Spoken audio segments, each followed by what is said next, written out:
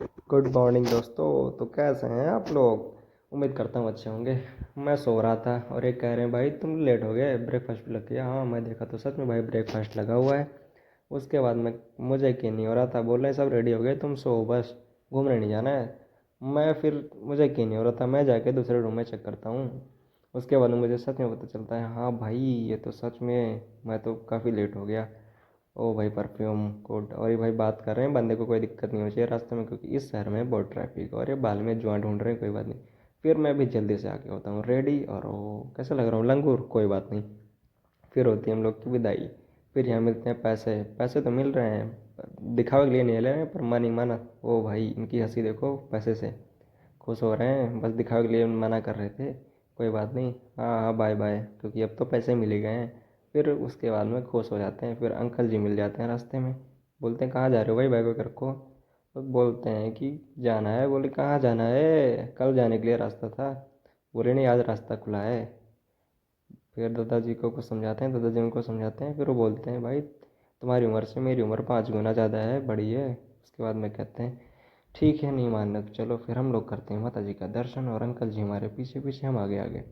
हम जब बाहर निकलते हैं तब हमें पता चलता है मेरा एक जूता हुआ गायब और उठा लिया कुत्ता। अंकल जी कहते हैं कोई बात नहीं, कुत्ता हमारे ही घर का है। हम कहे ओके ठीक है। फिर हम लेते हैं एक दूसरा बाय और अंकल जी के छूते हैं पैर और निकल जाते हैं भाई आगे। आगे हम जाके हमें पता चलता है कि हमारे हवाई जहाज़ में ख़त्म हो गया पेट्रोल, लेकिन हम डलवाते हैं उसमें सीएनजी। उसके बाद में हम लोग बैठते हैं और निकलते हैं सीधे खाटू श्याम के लिए। खाटू श्याम के लिए निकलते ही हम रास्ते में जाते हैं और रास्ते में हमें दिखता है कि रथ यात्रा। वो रथ यात्रा वहीं जा रहा है जहाँ हम जा रहे हैं, खाटू श्याम। खाटू श्याम हम लोग जा रहे हैं और हम लोग गाड़ी में करने लगते हैं डांस। फिर हम लोग का मन करता है कि बाहर निकल के करे डांस, लेकिन तभी फूफा जी की गाड़ी की स्पीड और बढ़ाते हैं।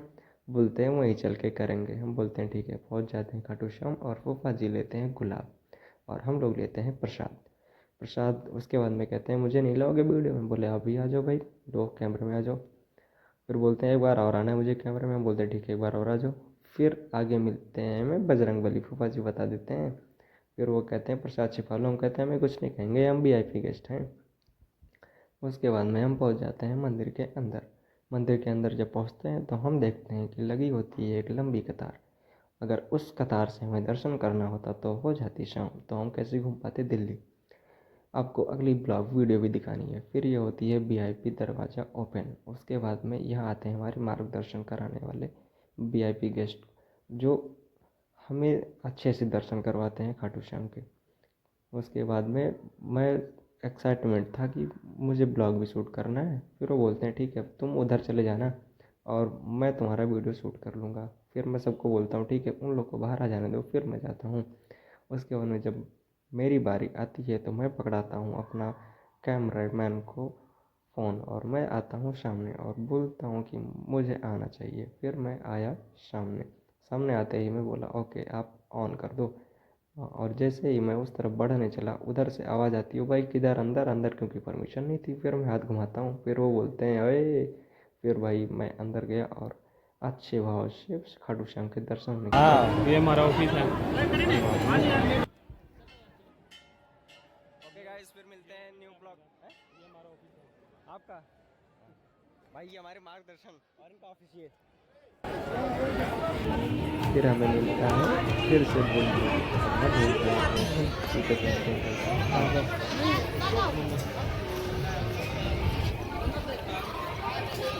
ये 2 नंबर गेट है। ये ये इधर से यहाँ से हाँ। किसी एंट्री नहीं है। ये मंदिर की धर्मशाला है। ये मंदिर की धर्मशाला है। धर्मशाला कमरे हैं, कोई रेंट नहीं है, फ्री सेवा है नाइट में रुकने के लिए। हाँ। नाइट में मिलता है। काम मेरा काम चल रहा है, हाँ। मेरे को कोई दिक्कत नहीं।